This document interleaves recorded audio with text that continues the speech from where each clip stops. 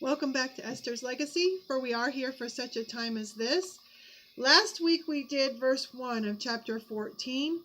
Today we're going to move into verses 2 and 3. So let's go to Revelation chapter 14 and let's begin to read. We'll start back in verse 1 to put us back in our proper context. It says, "Then I looked, and there was the Lamb standing on Mount Zion, and with him were 144,000 who had his name and his father's name written on their foreheads. I heard the sound from heaven, like the sound of rushing waters and like the sound of pealing thunder. The sound I heard was also like that of harpists playing on their harps. They were singing a new song before the throne and before the four living creatures and the elders. And no one could learn the song except the 144,000 who have been ransomed from the world." Sorry about getting tongue-tied. Again. So we have our scene here. We have the 144,000. They are with the Lamb on Mount Zion. Okay? Whether that Mount Zion is here on earth or whether it is the one in heaven. They were with him on Mount Zion. I tend to lean more toward it being on earth. However, we see here in these verses that they are also before the throne. They are before the four living creatures and they're before the 24 elders. So whether that is saying that in putting themselves in the temple on Mount Zion or being in Mount Zion is equivalent to being before the throne, equivalent to being before the four living creatures and 24 elders, I cannot say. All I know is that they are before the throne, before the four living creatures, and before the 24 elders. And there's reasons to kind of lean one way or the other. So you can go one, you can take it that they're in heaven, or you could take it that they're on earth. Now, verse 2 says, "I heard a sound from heaven, like the sound of rushing waters, like the sound of pealing thunder. The sound I heard was also like the harpists playing on their harps." This is describing music, basically, that's coming from heaven. If you remember, we have seen the rushing water, the sound of rushing water before, and it referred to the voice of Yeshua in Revelation chapter 1, verse 15. In Ezekiel 43, it refers to the glory of God. In Ezekiel chapter 1, verse 24, it refers to the sound that the wings of the four living creatures make. So it refers to either coming from the throne or from around the throne. The peals of thunder. In Revelation chapter 6, we see that it is referring to the four living creatures. In Revelation 4:5, we see that it's coming directly from the throne. And we also see in Exodus chapter 19, verse 16, that this sound of the peals of thunder is actually on Mount Zion. I'm sorry, not on Mount Zion, Mount Sinai, on the third day, when God comes down on the third day to deliver the 10 words, the 10 commandments, there is this peal of thunder. And so, again, coming from the throne, coming from God, coming from the four living creatures. Okay, so these sounds are definitely coming from heaven. Again, one of the reasons you could place this scene on Mount Zion, on the Mount Zion in heaven. Okay, because that's where the music is coming from. The harps we see in Revelation chapter 5, verse 8. And that is when the four living creatures and the 24 elders are given harps. And when they're given harps in chapter 5, we see that in verse 9 that they begin to sing a new song. Okay? And this is their new song.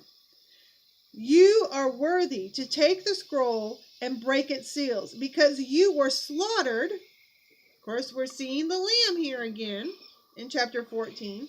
At the cost of blood, you ransomed for God. We'll see that idea here in just a few minutes. Persons from every tribe, language, people, and nation. So it is not just those from Israel that have been ransomed, but from all tribes, peoples, nations, and languages. And so they have the harps.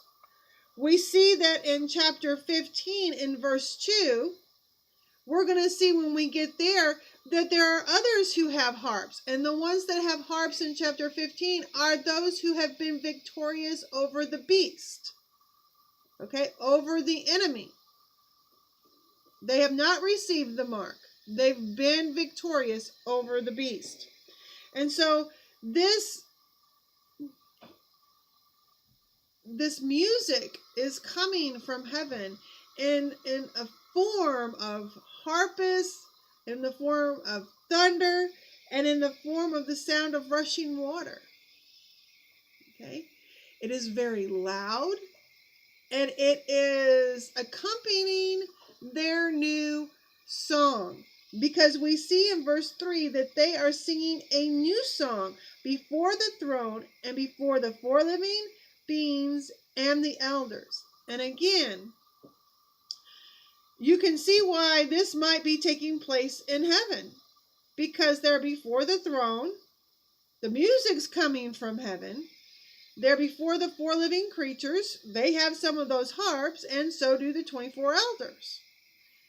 So again, you can make the case that this is in heaven, okay? But we also have to remember that the temple on earth is a representation of that throne room in heaven. Okay, so again, it could be in either place. I tend to think it's on earth at this point because we are at the end of the seven trumpets. Okay, we are at the end of the seven trumpets. But again, I cannot make a definitive one way or the other statement about that. Okay. Now let's move on to the idea of the new song. We already saw that the four living creatures and the 24 elders sing a new song. But here we have the 144,000 singing the new song, or a new song. Remember the 144,000, that's 12,000. So 12,000 from each tribe, so that 12 represents the tribe, a tribe of Israel. And there are 12 tribes. So 12 times 12 is 144. And of course, that 1,000, 12,000 times 12 is 144,000. The 1,000 is referring to the fact that he shows grace to the 1,000th generation. So these are those across time from the tribes of Israel. They are representative of all of us. Okay? And we'll see that idea whether we get to it today. It's actually in verse 4, so we may not get to that today. That might be next week. But they are representative of all of us, whether we are native-born Israelites or not. Okay? Remember, we put them in the court of Israel. And the court of Israel is a smaller portion of all of Israel. So they are representative of all of us throughout time who have put our faith in the God of Abraham, Isaac, and Jacob and believed that he would come and bring redemption to his people through the Messiah. Okay? Now, this new song, I'm going to give you an assignment. You ready? I want you to read Psalm 33, Psalm 40, Psalms 93 to 95, Psalm 144, and Psalm 149. You'll also see this idea of a new song in Isaiah 42, verse 10. We are going to read together Psalms 96 through 99. Okay, so let's turn there. And in every one of those Psalms that I gave you, it mentions a new song that is being sung. But this new song, because of who these people are and what it's going to tell us more about them in verses 4 and 5, this song that they're singing is a song of those who have been ransomed, those who have been redeemed. So this is a song of the redeemed, so to speak. And as we look in chapters 96 through 99, we're going to see some themes in these chapters in the Psalm that's very reminiscent of what's going on in the book of Revelation. So it would not surprise me if their new song was one of these Psalms, all of these Psalms, or something very similar. Okay? So let's look at starting in verse 1 of Psalm 96. And I'm just going to read, so bear with me. We know I can get tongue-tied when I read, so please just bear with me. And let's see if we can get through this together. Okay?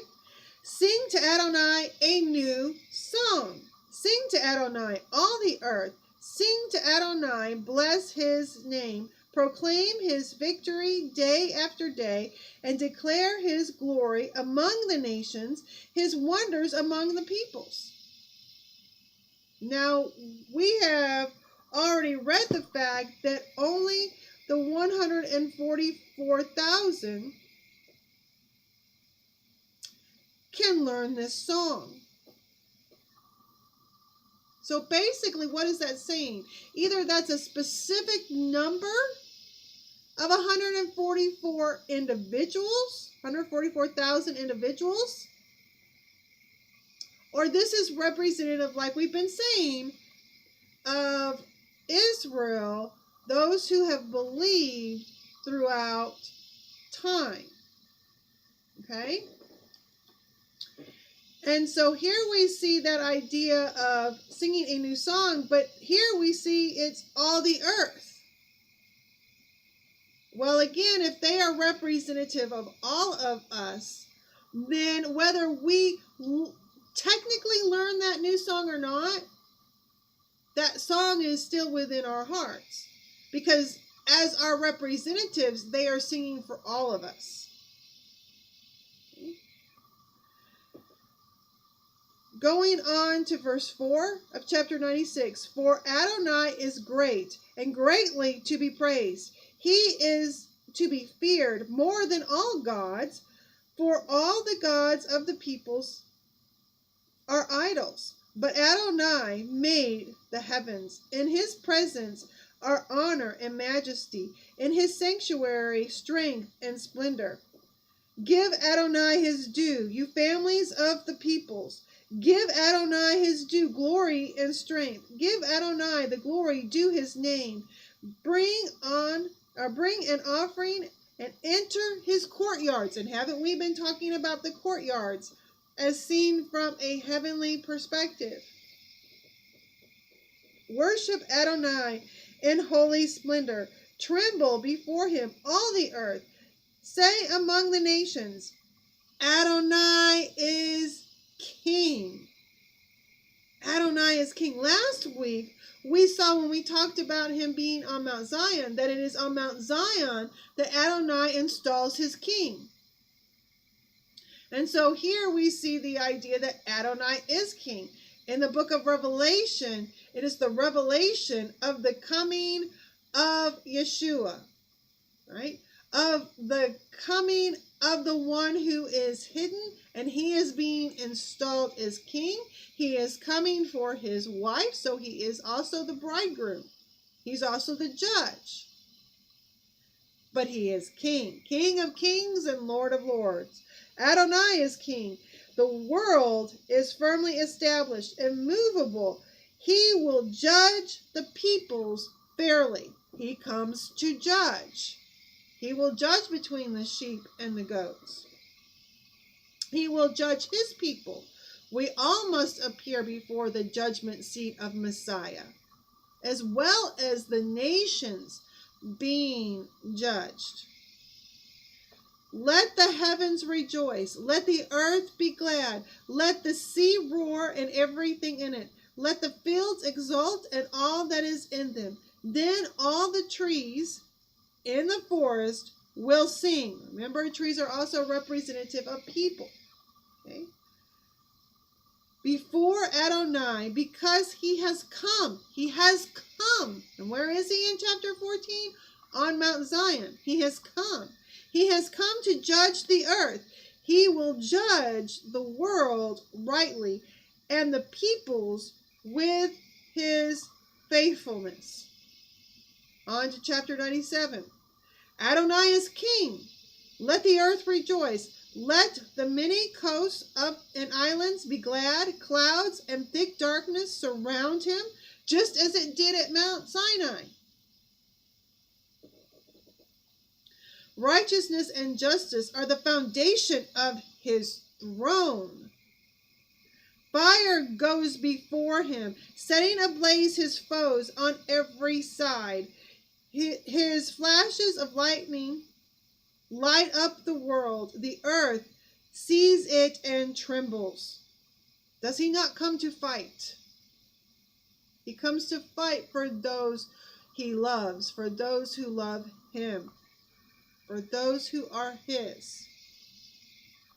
The mountains melt like wax at the presence of Adonai, at the presence of the Lord of all the earth. The heavens declare his righteousness, and all the people see his glory. All who worship images will be put to shame. Those who make their boast in worthless idols bow down to him, all you gods. I'm remembering a scene when there was a god, the god of Babylon, who kept falling over. Right? Dagon of the Philistines even kept falling over before the Ark of the Covenant, if I remember correctly. I'm just thinking off the top of my head, so you might want to check me on that one.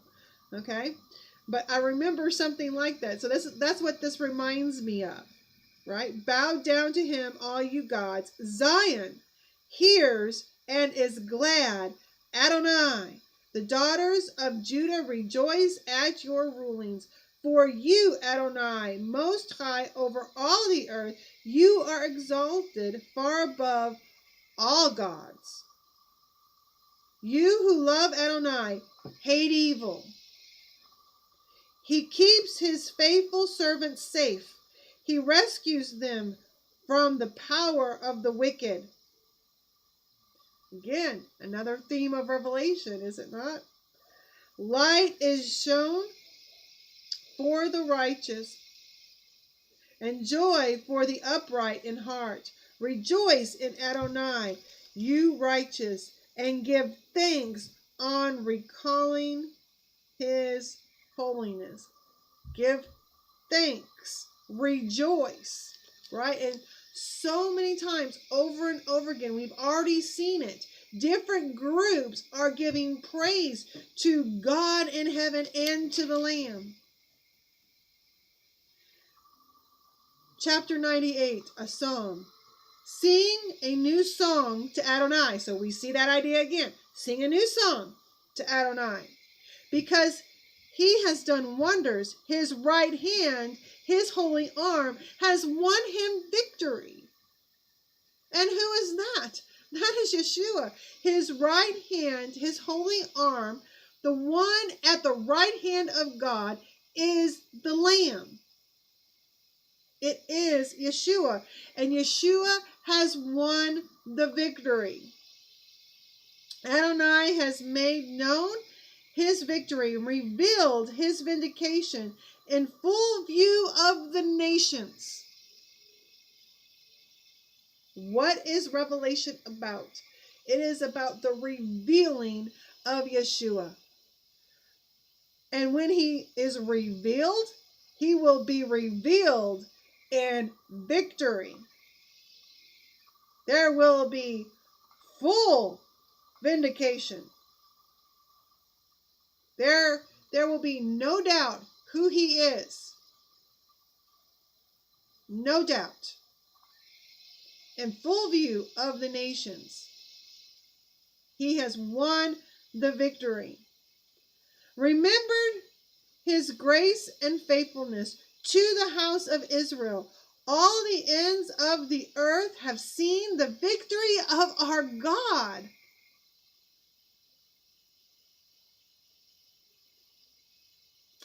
Shout for joy to Adonai, all the earth.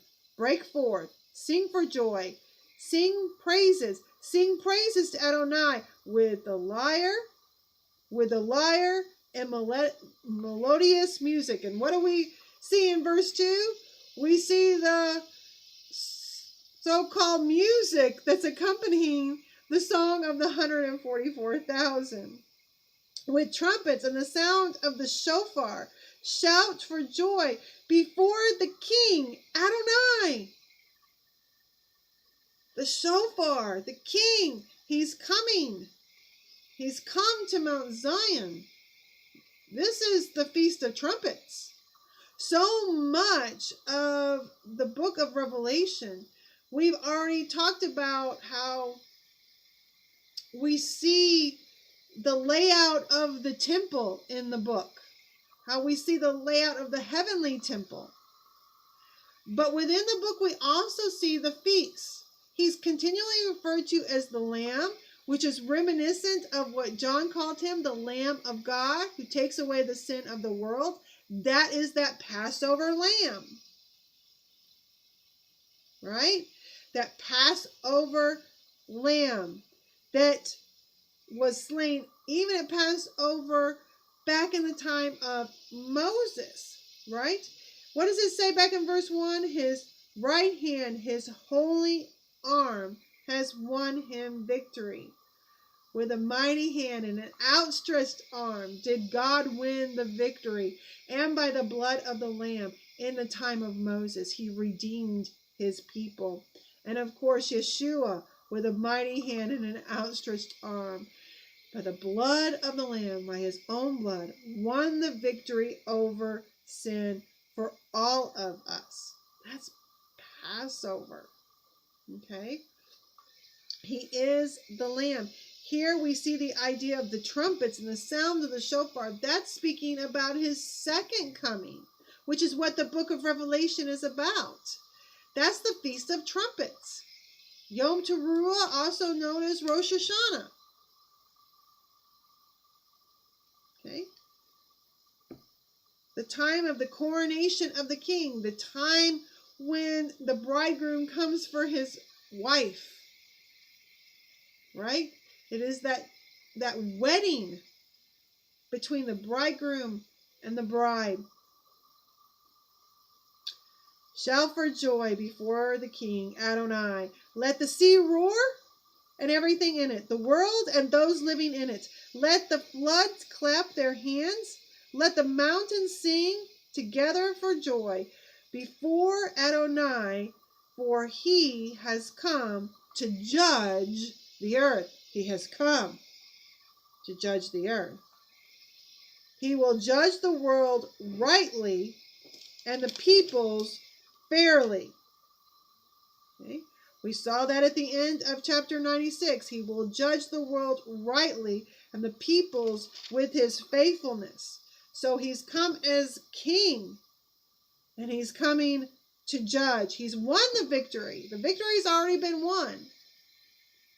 And here he's coming to take over. He's coming to Mount Zion. Chapter 99. Adonai is king. Let the peoples tremble. He sits enthroned on the cherubim. Let the earth shake. We've already talked about that. Where are the cherubim? The four living creatures. They're at the base of the throne. And here it says he sits enthroned on the cherubim. Let the earth shake. Adonai is great in where? Zion. He is high above all the peoples. Let them praise your great and fearsome name. He is holy. Mighty King who loves justice, you established fairness, justice, and righteousness in Jacob. It's what he wanted within Jacob, within Israel all along. Exalt Adonai our God. Prostrate yourselves at his footstool. He is holy. Every knee will bow. Moses and Aaron among his Kohanim, his priests, and Shmuel and Samuel among those who call on his name, called on Adonai, and he answered them. He spoke to them in the column of cloud, and they kept his instructions and the law that he gave them. Adonai our God, you answered them. To them you were a forgiving God.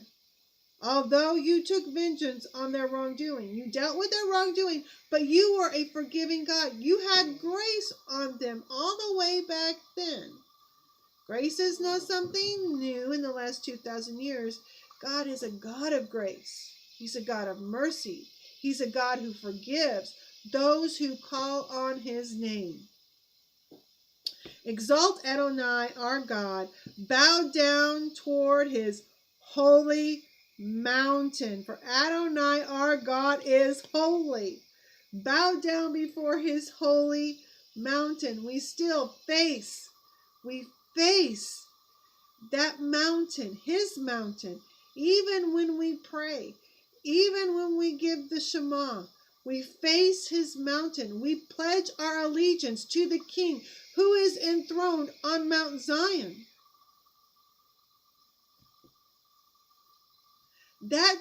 These Psalms to me are very reminiscent of the book of Revelation. They could very easily be at least part of what the 144,000 sing about. They'll sing about God perhaps as king, as judge, as the one enthroned in Zion. But let's go back to Revelation chapter 14, verse 3. The second half of that verse, it says this, and no one could learn the song except the 144,000, we've talked about that already, who have been ransomed from the world. They've been ransomed. They've been redeemed. Okay? They've been purchased from among the world. Okay, I want to talk about that idea a little bit. We're going to see that idea again next week when we talk about verses 4 and 5. If I did it all this week, it would be a very long lesson. So we're going to break it up again. All right? But let's talk about that idea of being purchased among men, about being ransomed.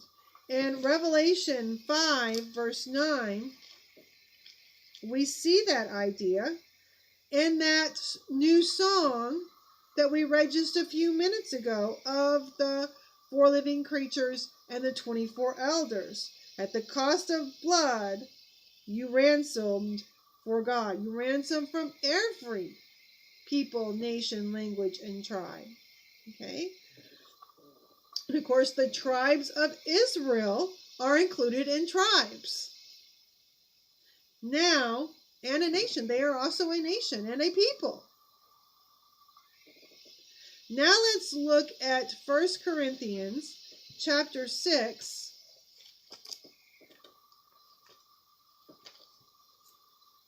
1 Corinthians chapter 6. I see it right there.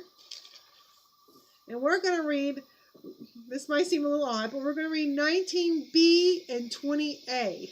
Okay, so the second part of verse 19, it says this. The fact is, you don't belong to yourselves, for you have been bought at a price. You've been ransomed. You've been redeemed. You've been purchased. You've been bought. You don't belong to yourself, right? You don't belong to yourself. Matthew chapter 20. Matthew chapter 20.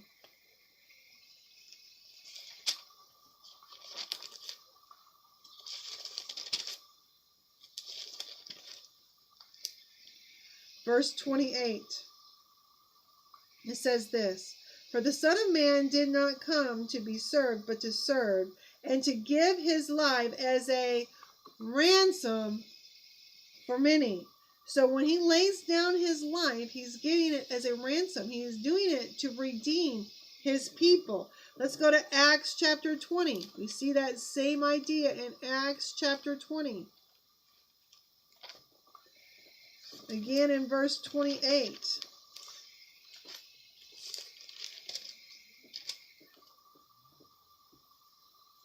Watch out for yourselves and for the flock in which the Ruach HaKodesh, the Holy Spirit, has placed you as leaders to shepherd God's Messianic community, which he won for himself at the cost of his own Son's blood.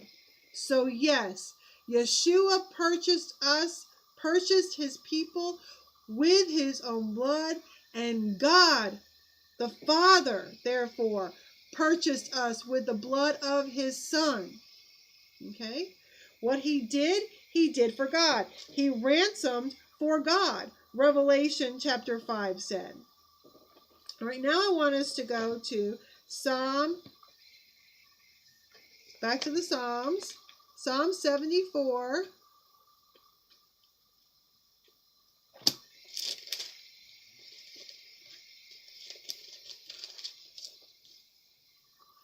We see in verse 2 of that psalm, it says, remember your community, which you acquired long ago. You acquired us long ago. You purchased us long ago. You bought us and redeemed us long ago. The tribe you redeemed to be your very own. Remember Mount Zion, where you came to live. Remember Mount Zion. Where is he?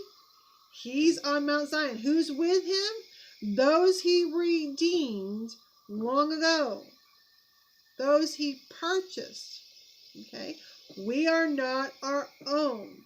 We've been bought at a very, very, very high price. The highest price of all. Okay? So we have been purchased. That is verses 2 and 3 of chapter 14 of Revelation. I have had to hold my tongue in places because once we get into especially verse 4, it's going to become a lot more. It's going to become a lot more rich. So we're going to discover some other things about these 144,000 that I think you are really going to enjoy. And then, of course, we will continue on with the rest of chapter 14 after that. I hope you enjoyed this lesson. I know it wasn't as long as we normally go. At least I don't think it was. Doesn't feel like it was. But I hope you enjoyed it. I hope you get a sense of that new song that the 144,000 might sing. I hope you got a sense of that heavenly music. I hope you got a sense and understanding that we have been purchased and redeemed. And we'll get even more of that next week. So I hope you have a blessed week. I'm glad I got to do this again with you this week. I look forward to seeing those of you at Restoration there on Shabbat. Ladies, I look forward to seeing you. And I hope and I pray that we all are continuing to prepare our hearts for the fall feast as we continue to look to God, as we continue to examine ourselves and let Him examine us and be willing to hear what He has to say. So I look forward to seeing you on Shabbat, and I am glad I got to do this again with you today. Shalom.